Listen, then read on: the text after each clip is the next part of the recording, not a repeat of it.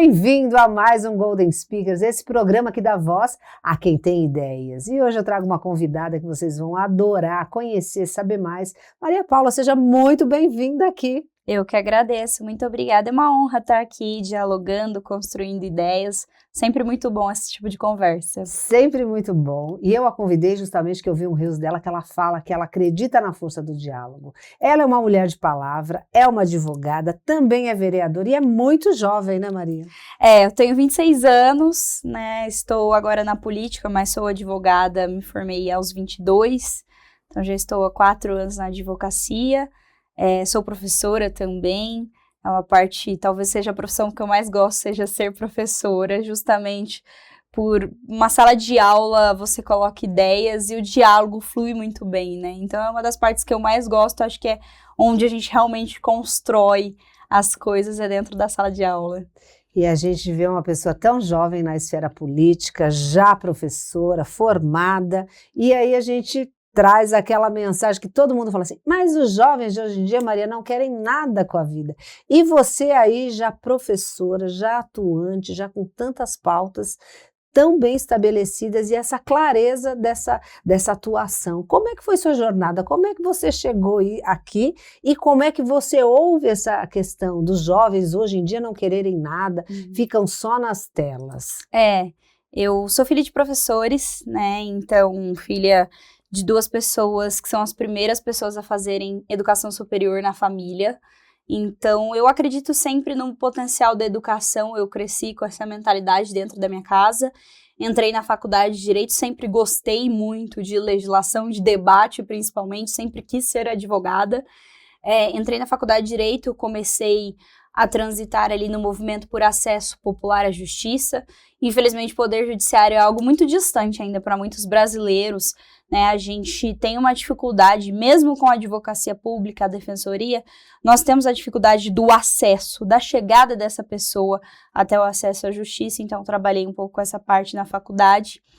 E isso acabou de me levando para a política, de certa forma, para questão de debater ideias, debater direitos, debater deveres, também debater país, né? Acho que é muito importante. E a nossa juventude foi muito sacrificada nos últimos anos do Brasil. Nós crescemos num cenário de impeachment, né? Foi uma das gerações que viu um impeachment acontecer, uma das gerações que passou por uma pandemia, por uma recessão econômica e que atualmente passa pelo boom da internet, né? O boom das telas, de tudo ser mais acessível, mas ao mesmo tempo muito rápido.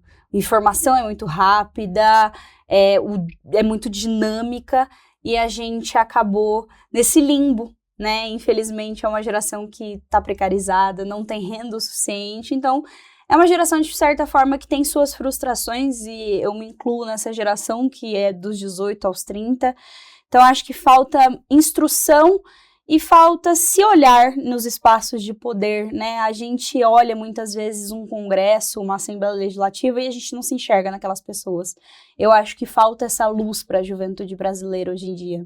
E uma renovação. Exatamente. Que bom que tem jovens aí galgando a política, trazendo novas ideias, porque muitas vezes a gente também ouve falar, a gente já está cansado dos políticos e da política. Mas se a gente não ocupar esses espaços, como você disse, nada muda. Alguém vai ocupar pela gente. Alguém vai ocupar pela gente. Né? É o que eu digo na minha mentoria de voz. Sim. Se você não ocupa o seu palco, alguém vai falar por você. Eu também costumo falar muito isso para as pessoas, para a população, né? Se a gente não escolhe, se a gente não observa quem está lá, alguém vai observar. Alguém que muitas vezes não tem noção da nossa realidade, alguém que não tem noção do nosso município, do nosso estado. Então, é o momento da gente realmente se engajar, porque política pode parecer algo distante, mas ela está em todas as atividades do setor humano, né? Então, tudo na nossa vida passa pela política, desde o buraco na rua, até o médico e o medicamento no posto de saúde, até o preço do pão, até a quantidade de cacau que tem no seu chocolate, né? Muita gente não sabe, mas o Congresso, inclusive, aprova porcentagens alimentares, né? Então, assim, a sua escolha de político vai passar por tudo na sua vida, né? Desde a sua alimentação até educação, saúde, assistência social, absolutamente tudo. E você, por ter consciência, estudar o direito, você viu, opa, eu não quero alguém me representando apenas, eu quero eu levar minhas pautas. Quais foram as pautas que você entrou para defender? Eu sempre batalhei muito pela educação. Trabalho também como advogada das APAES, então luto bastante pela questão da inclusão social, mas principalmente com as famílias, né? A gente no Brasil hoje esquece um pouco de abordar que a inclusão ela não pode ser parcial, eu não posso chegar, colocar essa criança na escola, dar uma terapia, pronto, acabou.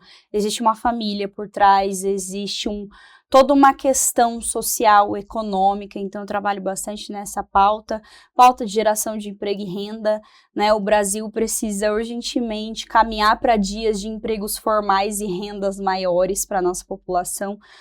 A nossa população está com dificuldades de acesso, né? Então, eu acredito muito no potencial do investimento, por exemplo, em ciência e tecnologia, alinhado a atrair empresas e indústrias, porque eu acho que esses são os empregos que, de fato, formam uma progressão de carreira para a nossa população, principalmente para a juventude, né? Também trabalho bastante com a pauta de mulheres, desde que eu me formei eu sou advogada voluntária, com vítimas de violência doméstica.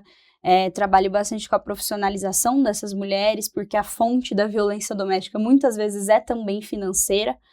Então, principalmente essas pautas, acredito que dentro delas a gente tem intersecções, né? Sim, muitas. Então, dentro da educação, você fala de criança, fala de adolescente. De família. De família também.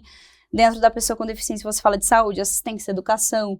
Dentro de mulheres, absolutamente tudo passa pela nossa vida, né? Tudo, a pauta de, quando a gente fala, eu defendo a pauta das mulheres, mas a pauta das mulheres é absolutamente gigantesca, né? A gente tem um recorte de gênero na educação, um recorte de gênero na saúde, um recorte de gênero dentro do desenvolvimento social, um recorte de gênero em todos os setores, né? Eu sou, inclusive, uma grande defensora de que exista uma pasta específica para mulheres em cada ministério e cada secretaria, por exemplo. Eu acho que isso nos daria mais representação e mais construção de política do que talvez só o Ministério das Mulheres. Sim.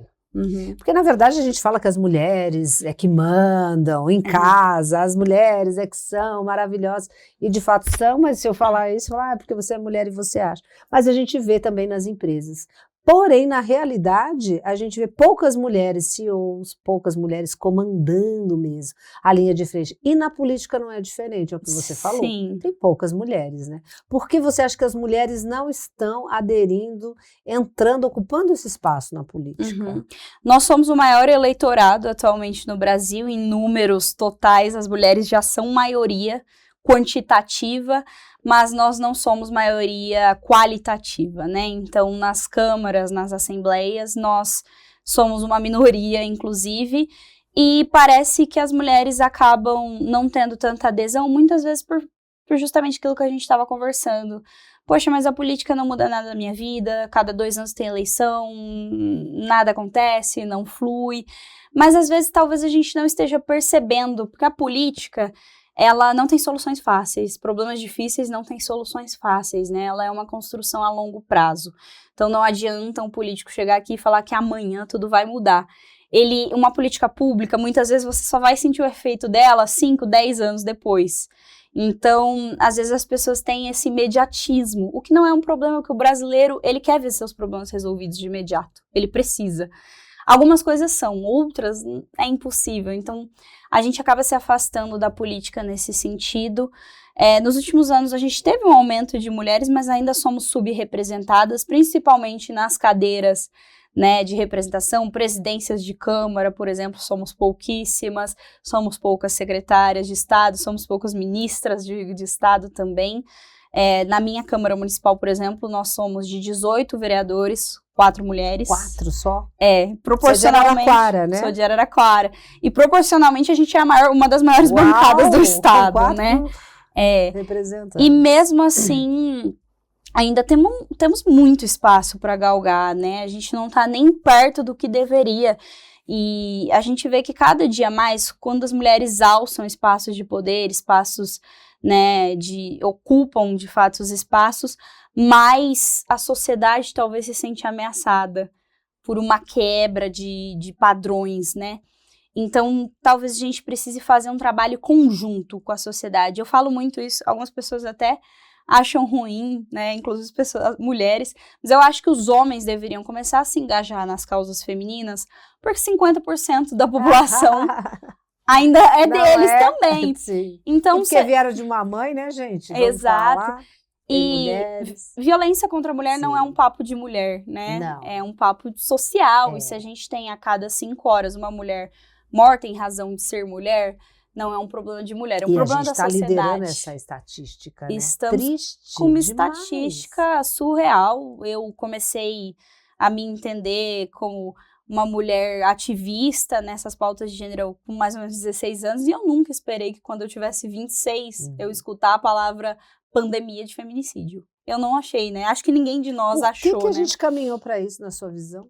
Eu acredito muito que pela essa ocupação das mulheres nos espaços, parte da sociedade sentiu que os padrões quebraram e sentiu algum tipo de ameaça, né, na quebra de um padrão que já vem de décadas. Então, nós não estamos trabalhando na base, na educação, né, do direito igual para igual. A gente não está trabalhando no que é uma violência dentro de uma escola, por exemplo, né? Eu acho que os nossos meninos não têm sido preparados para compreender que a sociedade mudou.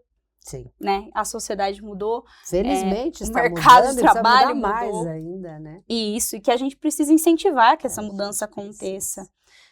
Mas, por outro lado, e vou aproveitar que você é da área do direito, a gente vê até letras de música que fazem apologia contra a mulher.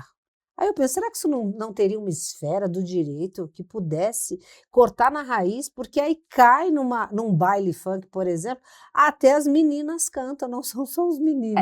Aí você fala assim, mas ela está cantando uma música que vai contra ela. Uhum. Como é que a gente poderia ter uma atuação talvez um pouco mais firme, se é que é possível, dentro da legislação? O que a gente poderia fazer, além também de trabalhar na educação, como você disse? Eu acho que a nossa legislação, atualmente, ela tem punições e penas, eu considero razoáveis, tá?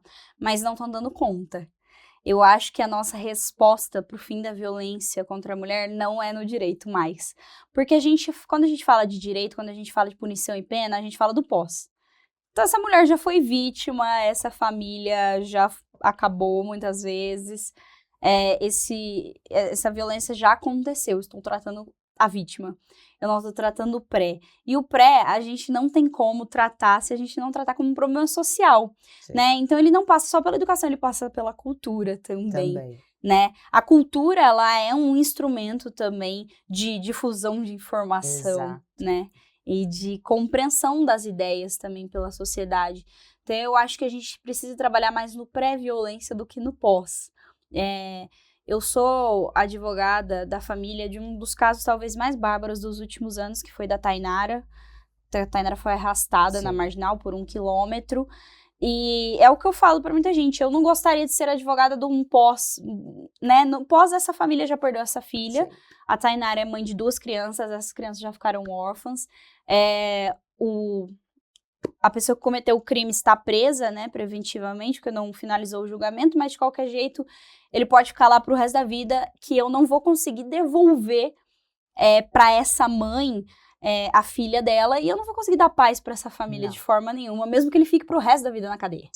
Né? Então, a gente precisa começar a pensar formas de coibir, de fato, mas antes que isso aconteça, né? Eu acho que o PL que está em tramitação agora na Câmara, que é o PL da misoginia, que, para quem não sabe, criminaliza o discurso de ódio contra as mulheres, talvez seja um caminho interessante.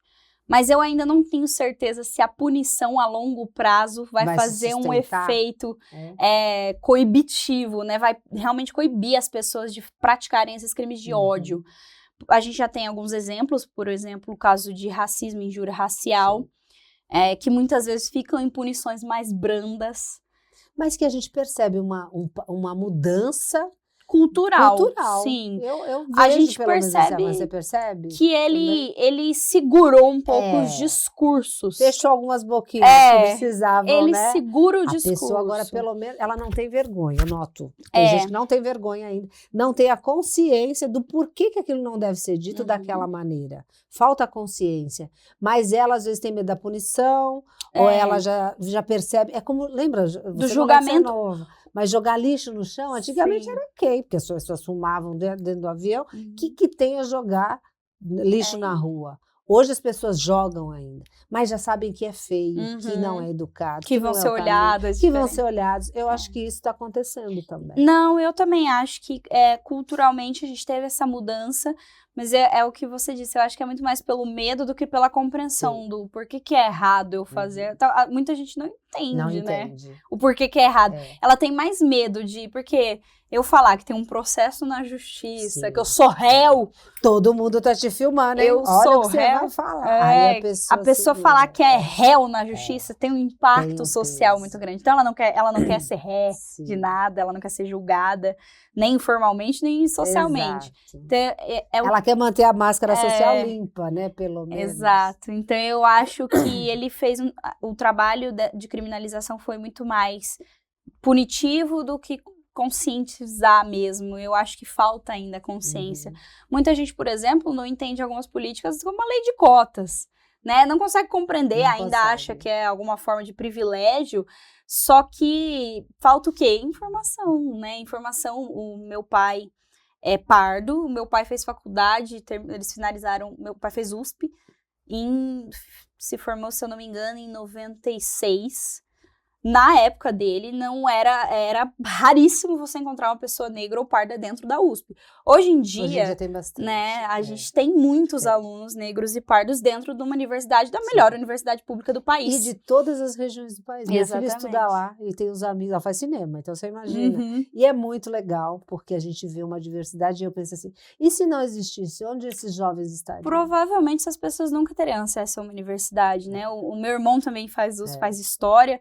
E quando meu pai foi se matricular junto com ele, meu irmão tem 20 anos, ele falou, na minha época isso aqui não era nem imaginável, a gente nem imaginava que poderia ter acesso a uma universidade, né? Então as pessoas não entendem a dimensão da política e do tanto de portas que abriu, né? Mas por outro lado, corta o meu coração de ver aquele espaço gigantesco que é a USP, mantendo os clusters com pouquíssimas vagas, sendo que a gente tem sim professores poderiam estar atuando lá dentro. Uma demanda enorme de jovens que gostariam e poderiam, porque a diferença entre os que passaram para os que não passaram, às vezes é 0,1. Então, o jovem tem condição de entrar, mas não tem vaga. E a gente não vê um projeto de expansão até. De expansão e investimento, né? As universidades públicas, para quem não sabe, são nossa principal fonte de ciência e tecnologia no Brasil vem das universidades públicas. Então, essa expansão também, por exemplo, eu falo muito de Araraquara, que é da onde eu venho. Araraquara tem a Unesp, tem a Faculdade de Farmácia e Química, é talvez uma das maiores produções acadêmicas de pesquisa em farmácia e bioquímica, e nós não temos nenhum polo industrial de farmácia e química em Araraquara. E, veja, como se a gente desse um enfoque, um investimento nesse tipo de atração para as empresas, a gente não teria um polo gigantesco ali dentro. E profissional é o que não falta, né? Profissionais qualificados, inclusive. Então, falta esse investimento ainda, né? Essa visão de Brasil mesmo. Muita gente acha que é gasto, mas o retorno é imenso. Como é que você faz para não se frustrar diante... que a gente está falando já de tantas pautas, a gente pensa assim, meu Deus, tem tanta coisa para ser feita.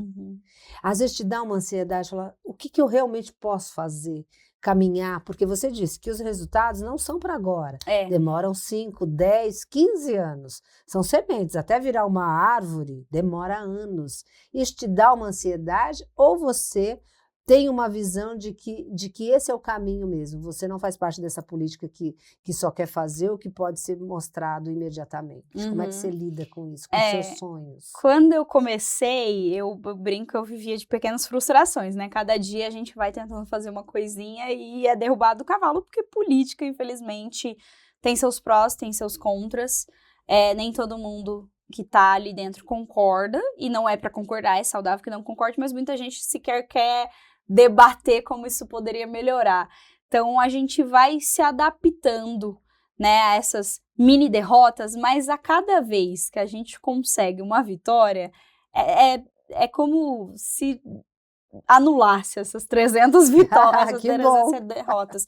Então, eu aprendi que os pequenos passos, eles são mais valorosos do que um passo imenso, que no fim você não vai ter levado nada disso.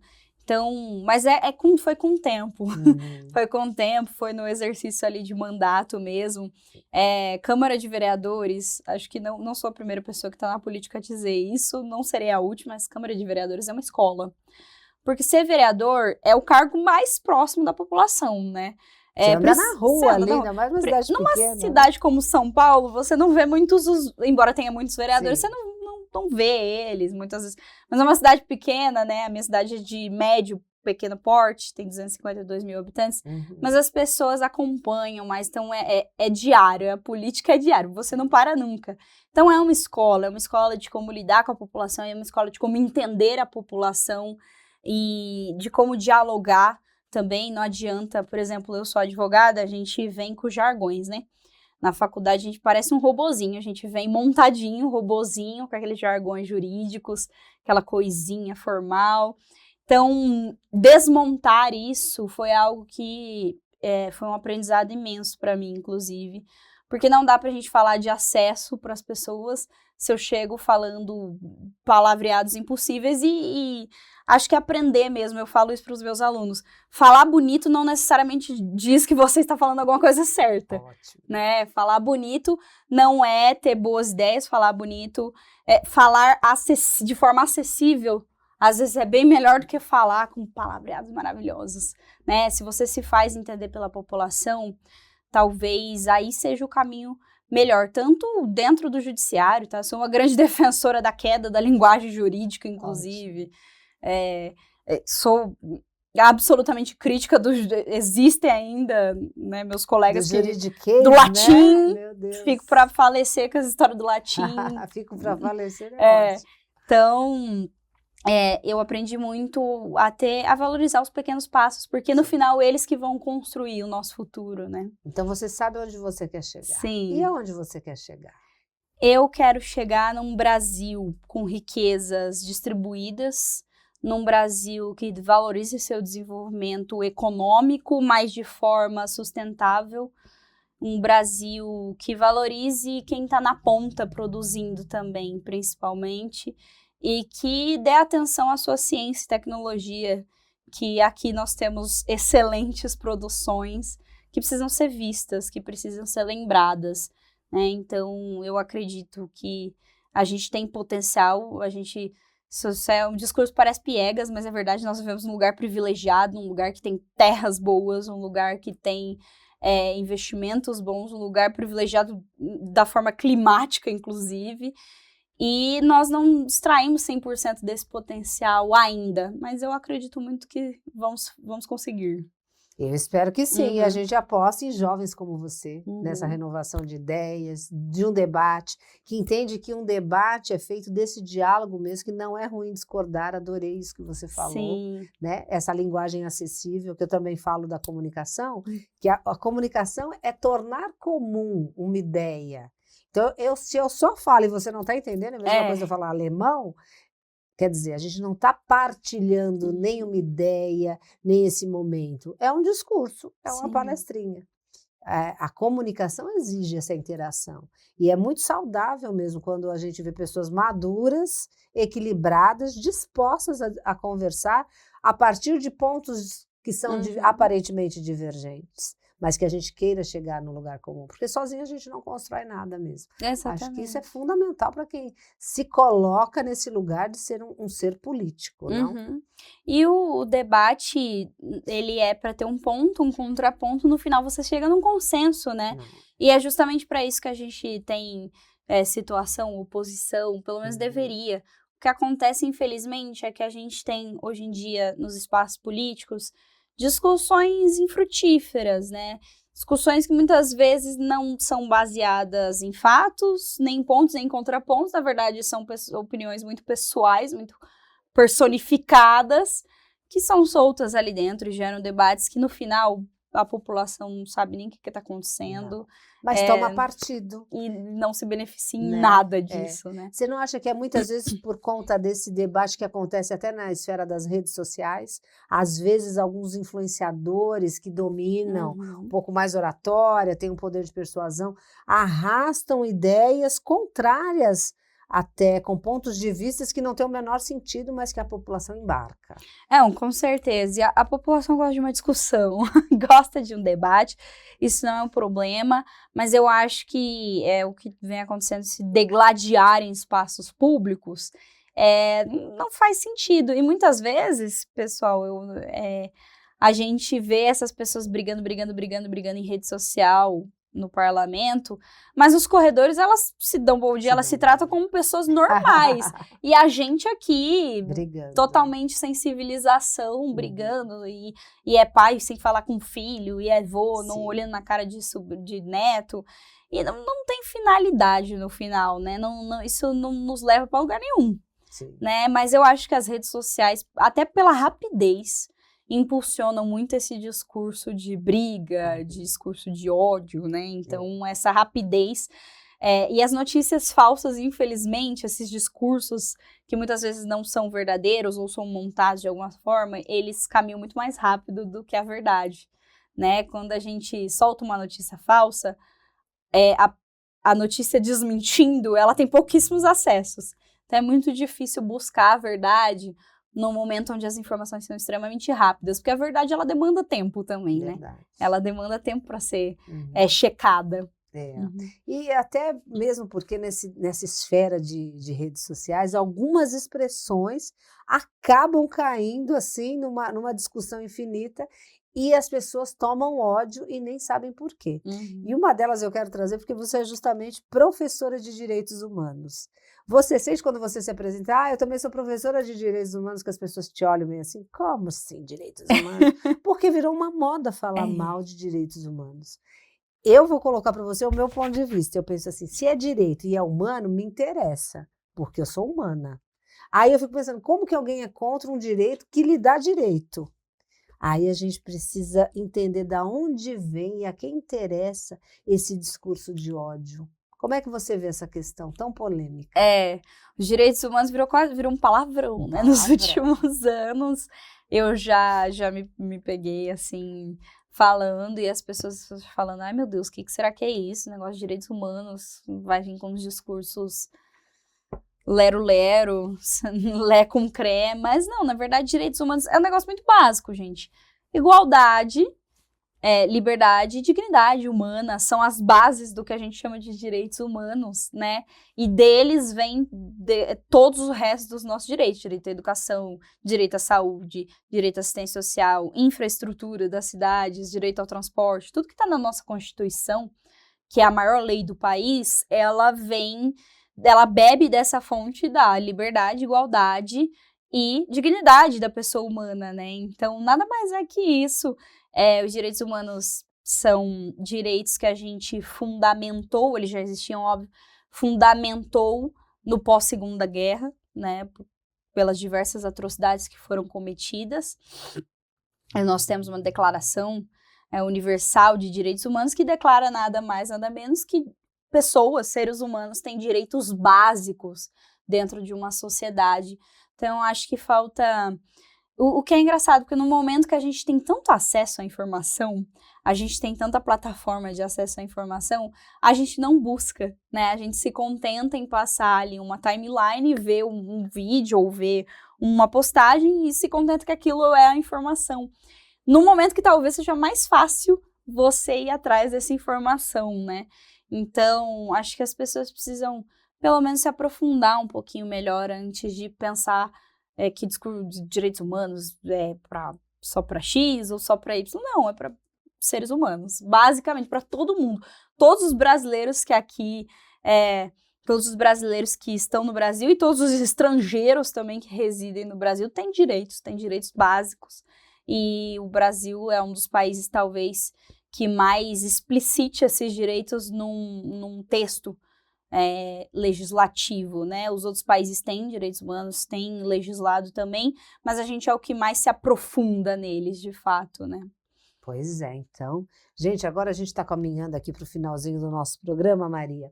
Eu queria que você deixasse uma mensagem realmente para o público te conhecer um pouquinho mais, deixar as suas redes sociais para a gente poder acompanhar o seu trabalho e deixar as suas reflexões que hoje estão aí pairando na sua esfera de atuação, o que você tem em mente para os próximos anos, como é que você vai conduzir os seus passos e vai colocar para a sociedade esses diálogos que você constrói a partir da sua visão de mundo do direito e também por ser essa mulher nos representando e tão jovem aí no cargo público.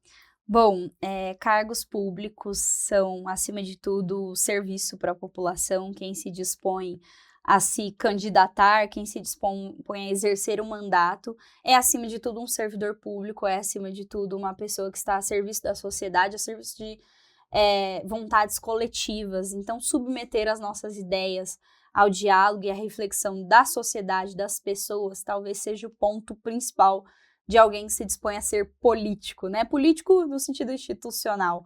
Então, eu espero muito que a gente caminhe cada dia mais, e acho que eu tenho um papel ainda a ser cumprido nisso, principalmente com a juventude, para que a juventude olhe e fale, olha, se ela chegou, eu também consigo, eu também tenho essa idade, eu também já tive a idade dela, eu consigo estar lá, porque nós de fato conseguimos e devemos ocupar esses espaços, e espero muito que eu cumpra esse papel de diálogo, de conseguir com que o Brasil e a sociedade brasileira tenham conversas francas sobre o que temos e o que ainda precisamos atingir, né? O Brasil já conquistou muitas coisas, mas ainda temos muitos passos ao galgar, e sem essa abertura, sem esse diálogo, nós não vamos conseguir chegar num consenso que nos una novamente, né? Então, para o futuro, eu acho que para o presente e para o futuro, eu acredito muito no poder da educação e no poder da construção social de chão, né? Construção olho no olho. Eu acredito fortemente na política do diálogo. Então, eu espero muito que a gente consiga investir cada vez mais no nosso país e nos brasileiros, principalmente. Mas é isso, estou sempre à disposição. Estou lá no Facebook como Maria Paula Vieira, no Instagram como Maria Paula VV, e sou muito aberta a ideias, diálogos. Acho que o político não pode ficar tirando as coisas da cabeça, não. O político tem que sentar e escutar, acima de tudo. 70% do nosso trabalho é escutar. Afinal, a gente não está em todos os bairros, a gente não mora em todas as cidades, mas a gente tem que entender o que cada um deles vive e quais são as prioridades da população também. Nossa, adorei esse bate-papo. Você tem uma doçura, uma paz de quem escuta com atenção, sem essa ansiedade de já responder. Então, você me pareceu uma pessoa muito equilibrada, muito ponderada. Desejo para você muito sucesso. Espero que você volte aqui para que a gente consiga aprofundar pelo menos algumas dessas ideias, porque você realmente carrega aí muita sabedoria e uma grande sede de atuação. Então, muito sucesso e muito obrigada. E a gente vai ficando por aqui. Um grande abraço para você que nos acompanhou e para a Maria em especial. Obrigada, muito obrigada mesmo pelo espaço, pelo diálogo. Gostei muito. Até uma próxima, Até. então.